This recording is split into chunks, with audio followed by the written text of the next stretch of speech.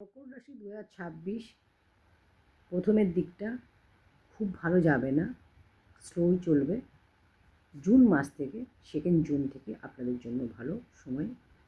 তো second June থেকে 2 বছর সময়টা ভালো যাবে।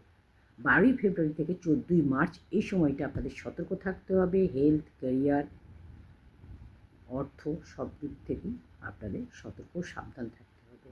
ব্যবসার ক্ষেত্রেও লস দেখা যাবে। জুনের পর হচ্ছে শুভ সময়।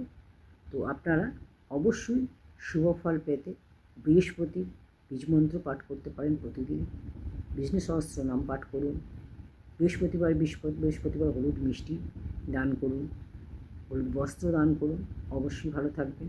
তো কর্কট রাশির ব্যক্তিরা অবশ্যই কমেন্টে জানাবেন কার কার কর্কট রাশি।